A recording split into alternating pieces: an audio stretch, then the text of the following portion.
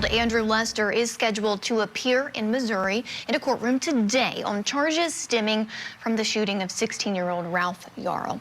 On Tuesday, the judge overseeing the case agreed to grant a protective order for Lester.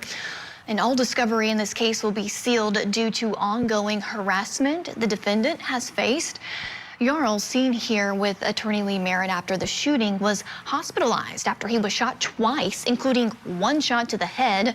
The teenager was looking to pick up his younger twin brothers from a friend's house, and police say Yarl went to the wrong home and was shot. Well, over the weekend, Ralph Yarl made his first public appearance to support a cause near to this case.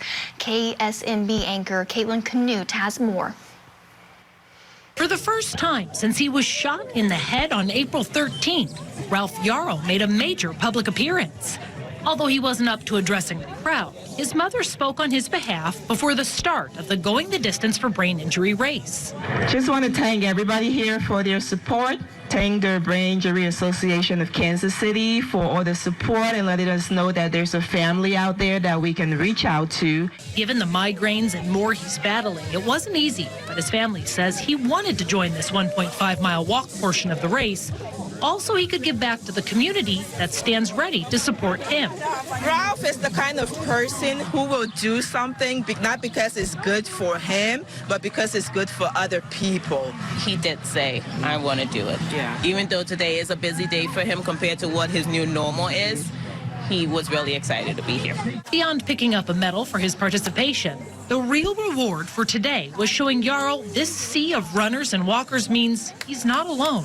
He was even talking to some of the brain injury survivors, like he met some of them and he was sharing stories with them. And I was impressed to see that too. I was happy that he got to do that. And there are others with TBIs who stand ready to help guide Yarl through the recovery process, including Tyler Moss, the Kansas City police officer who made a remarkable recovery after he was shot in the head in the line of duty almost 3 years ago. He's going to have to deal with some things that he's going to be frustrated with, and he's going to have to just try to stay positive. I hope I can be an inspiration to him and hopefully meet him one day, which is I want to be able to be that resource that he could potentially need in the future if I can be. We asked Officer Moss what advice he has for Yarl going forward.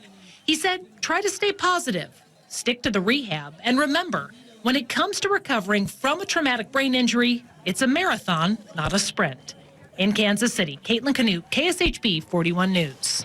That's a great story. Great to see that little 16-year-old out and about doing well. Let's talk about this case, though. Criminal defense attorneys Rachel Kugel and Francis Johnson. Francis, I'll start with you on this matter. The defendant, in court later today, wanting that protective order over some of those court documents. Talk about this, where we are in this process of this case so far.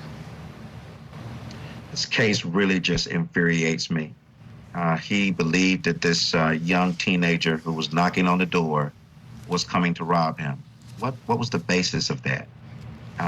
And so we know that these protective orders are being sought to cover and restrict discovery in this case.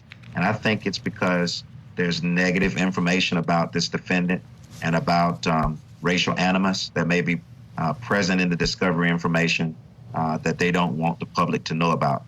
The public should see as much of the record as possible that's happened in their community. And there's not a single African-American teenager who isn't thinking about what happened to this young man as they just make their normal way about their life. And so this case infuriates me. I hope the judge takes serious note of the legal precedent and the law that favors keeping the record open to the public as much as possible.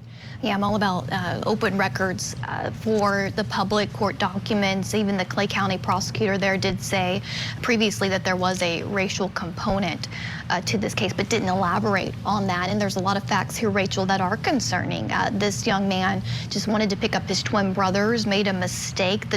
There was no words exchanged between the two, shot through the door. I mean, just unbelievable set of facts here. Yeah, it's a terrifying set of facts, and thank God, by the grace of God, that this kid is okay. Yes.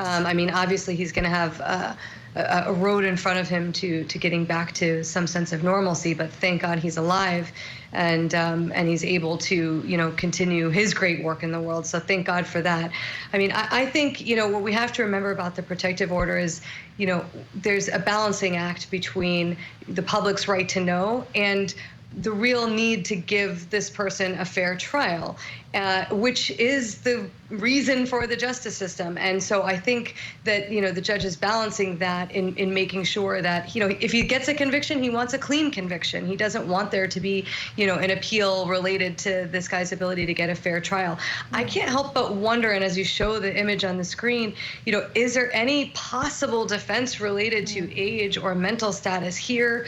It's certainly not something we've heard about, but I'm wondering that. I mean, it's the only thing that could make any sense to me. So I'm almost hoping that there's something like that, and it isn't just this pure racially motivated thing.